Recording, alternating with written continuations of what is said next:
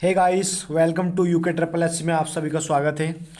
हमारी एक सीरीज चल रही थी क्रम बाई क्रम, उसमें हमने देख लिए थे 60 क्वेश्चन। इसी क्रम में क्वेश्चन नंबर 61 देखेंगे। तो क्वेश्चन नंबर 61 क्या कहता है, देखो। कहता है कि किस व्यक्ति के नाम के आगे पंडित उपाधि अलंकृत है। तो इसमें चार ऑप्शन दे रखे हैं। इसका सही आंसर क्या हो जाएगा? इसका सही आंसर हो जाएगा क्या हमारा, नैन सिंह रावत, क्योंकि इन्हें पंडित के नाम से भी जाना जाता है। इनका वास्तव में क्या कहा जाता था? इन्हें मौलिक पंडित, मौलिक पंडित इन्हें कहा जाता था, नैन सिंह रावत को। और ये कौन थे? ये हमारे थे एक सर्वेक्षण। कौन थे ये? सर्वेक्षण थे ये। इतना यहाँ से ध्यान रखेंगे। और कहाँ इनका जन्म हुआ था? तो ये पिथौरागढ़ से समृद्ध थे। इसी क्रम में क्वेश्चन नंबर अगला देखते हैं। क्वेश्चन नंबर अगला कहता है कि जो हमारे एटकिंसन ने किस क्षेत्र को गोल्डन वैली के नाम से संबोधित किया है। तो गोल्डन वैली किसे कहा गया है? तो इसे कहा गया है किसे? बागेश्वर को। बागेश्वर को गोल्डन वैली कहा। किसने कहा? एटकिंसन ने। इसी क्रम में क्वेश्चन नंबर 63 देखते हैं। क्वेश्चन नंबर 63 क्या कहता है? कहता है कि जो हमारी पर्वतारोही है बछेंद्री पाल का गाँव का नाम क्या है। तो इसका सही आंसर क्या हो जाएगा हमारा? नाकुरी गाँव। बछेंद्री पाल माउंट एवरेस्ट पर जाने वाली प्रथम महिला थी। और ये कब गई थी? ये गई थी 24 मई 1984 को। इतना यहाँ से हम ध्यान रखेंगे, देंगे। और इनका जन्म कहाँ हुआ था? नाकुरी गाँव। और नाकुरी गाँव का हमारा ये उत्तरकाशी में। नाकुरी गाँव का हमारा उत्तरकाशी में। इसी क्रम में देखो क्वेश्चन नंबर 64 क्या कहता है। क्वेश्चन नंबर 64 कहता है कि कुमाऊं केसरी के नाम से किस व्यक्ति को जाना जाता है। तो कुमाऊं केसरी किसे कहते हैं हम? बद्रत पांडे को, या फिर वीडी पांडे। कहने का मतलब क्या? कूली बेगार प्रथा में इन्होंने द्वारा ही समाप्त की गई थी। सरयू में रजिस्टर बहाली है। 13-14 जनवरी का टाइम पीरियड है 1921 में। तो इन्हें इसलिए कुमाऊं केसरी भी कहा जाता है।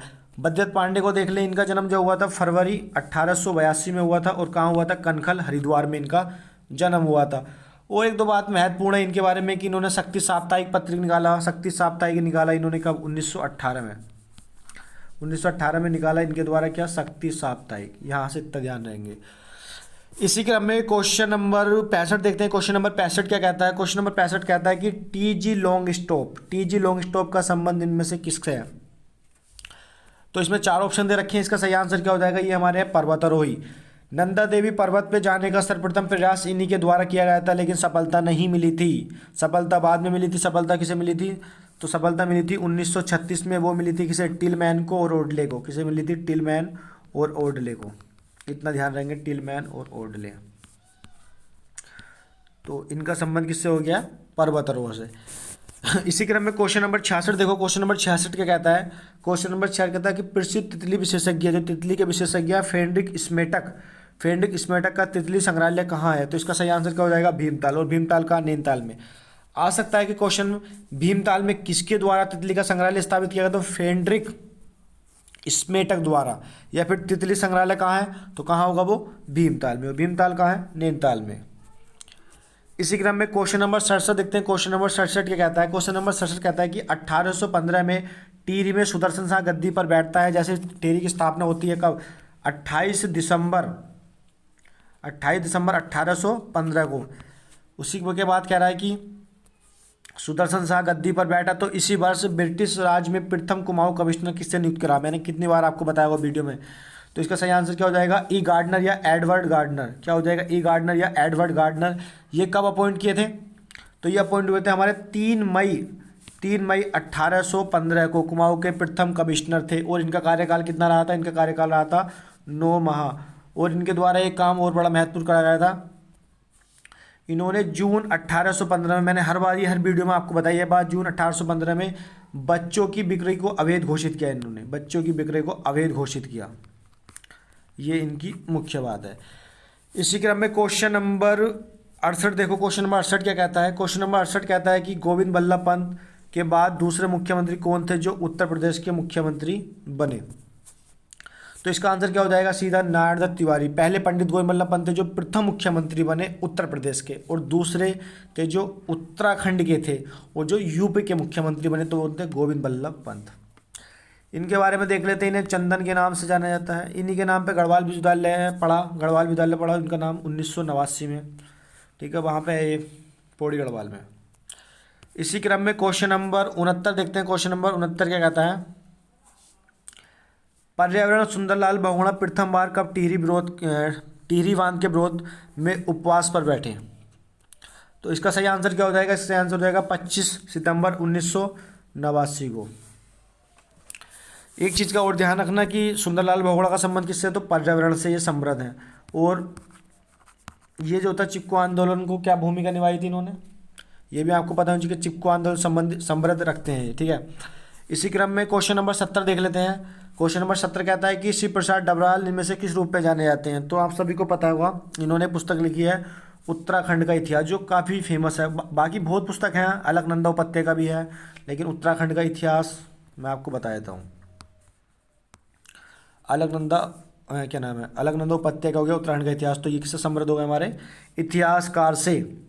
अगला क्वेश्चन मिट गया है, लेकिन मैं क्वेश्चन बता देता हूँ। क्वेश्चन क्या कहता है? क्वेश्चन कह रहा है कि नरेंद्र नगर का प्राचीन नाम, नरेंद्र नगर का प्राचीन नाम, नरेंद्र नगर का प्राचीन नाम। तो ये मिट गया, मैं आपको बताता हूँ। नरेंद्र नगर का प्राचीन नाम क्या होगा? आप सभी ने पढ़ा होगा, ओड़ा थाली।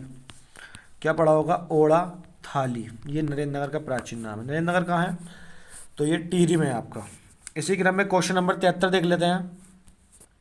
क्वेश्चन नंबर 73 कहता है कि उत्तराखंड में हिमालय में गंधमादन पर्वत किस नाम से जाना जाता है? तो गंधमादन पर्वत कहाँ है? ये चमोली में है हमारा, ठीक। कहाँ ये हमारा? चमोली में। और किस नाम से जाना जाता है? तो चौखंबा के नाम से जाना जाता है। त्रिशूल पर्वत चमोली में, नीलकंठ पर्वत आपका चमोली में, नंदा देवी पर्वत चमोली में। नीलकंठ अगर मंदिर आगा तो वो पौड़ी में है आपका। इसी क्रम में देखते हैं क्वेश्चन नंबर 74 कहता है कि उत्तरकाशी किस पर्वत के पाद पर बसा हुआ? मतलब जो बिंदु है वो किस पर्वत होता? तो इसका आंसर क्या हो जाएगा? वरुणावत पर्वत। और 2003 में यहाँ पे एक भूस्खलन भी आया था, ठीक। इसी क्रम में क्वेश्चन नंबर 75 देखते हैं। क्वेश्चन नंबर 75 क्या कहता है कि द्रोणागिरी पर्वत किस घाटी में? तो घाटी पूछ रही है। माड़ा घाटी कहाँ? ये चमोली में आपका, दारमा पिथौरागढ़ में, जोहार पिथौरागढ़ में, नीति घाटी कहाँ है? चमोली में। तो इसका सही आंसर क्या हो जाएगा हमारा? नीति घाटी में आपका द्रोणागिरी पर्वत। अगर आगा द्रोणा सागर, अगर आता है द्रोणा सागर, तो सागर का मतलब यहाँ से क्या होता है? ताल से। तो ये कहाँ हमारा? काशीपुर से, काशीपुर में, ये काशीपुर रामनगर मार्ग पर है। इसी क्रम में क्वेश्चन नंबर 76 देखते हैं। क्वेश्चन नंबर 76 क्या कहता है कि गांधी जी ने उत्तराखंड के किस स्थान पर गीता पर अनासक्ति योग टीका लिखा? तो आप सभी को पता होगा, काफ़ी इजी क्वेश्चन है, आप पढ़ते भी उसका सही आंसर हो जाएगा कौशानी में अनासक्ति योग टीका लिखी इनके द्वारा। इसी क्रम में क्वेश्चन नंबर 77 देखते हैं। क्या कहता है कि स्वामी विवेकानंद ने उत्तराखंड के किस स्थान में प्रबुद्ध भारती पत्रिका का प्रकाशन हेतु कार्यालय खोला? तो इसका सही आंसर क्या हो जाएगा? मायावती आश्रम।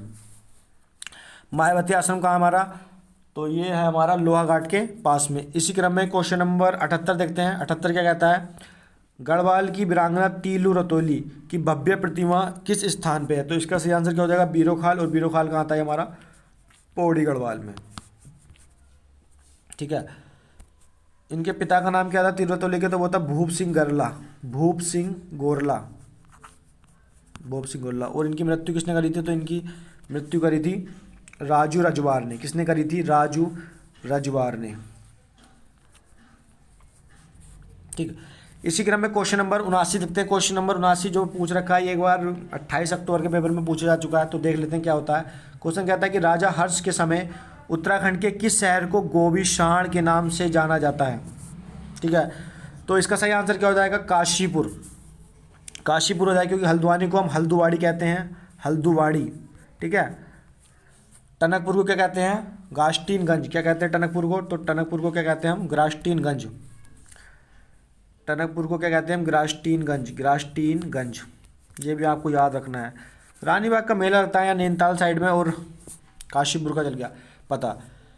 इसी क्रम में क्वेश्चन नंबर 80 देखो। क्वेश्चन नंबर 80 कहता है, काफ़ी इजी क्वेश्चन है। क्वेश्चन कहता है कि कोली बिगाड़ प्रथा के उन्मूलन हेतु 13 जनवरी 1921 को सबसे बड़ा आंदोलन कहाँ हुआ? तो सबको पता होगा, बागेश्वर में। बद्रत पांडे इसमें महत्वपूर्ण भूमिका निभा रहे थे। उस समय डिप्टी कमिश्नर कौन थे इस समय? कोली बिगाड़ प्रथा से वो थे डाइविल। कौन थे? डाइविल। ये डिप्टी कमिश्नर के पद पर विराजमान थे। इसी क्रम में क्वेश्चन नंबर 80 हो गए हैं क्वेश्चन नंबर। उसके बाद ये 81 या 100 तक मैं कल कंप्लीट कराऊंगा आपको। वीडियो अच्छी लगती है लाइक शेयर कमेंट्स करो। आपको सब्सक्राइब तो करना ही पड़ेगा क्योंकि ये आगे चल के बहुत अच्छा कंटेंट इस पर जाने वाला है, चाहे वो आपका ग्राम विकास अधिकारी वाले क्षेत्र में हो या आपका कनिष्ठाय वाले क्षेत्र में हो या अदरवाइज जो पटवारी की पोस्ट आनी है, पुलिस की आनी है, उसमें सभी को कंटेंट मैं बेस्ट प्रोवाइड कराने की करूँगा। और एक फैक्ट में से 5 फैक्ट बताने की कृपा करूँगा। आप बताओ तरीका कैसा है।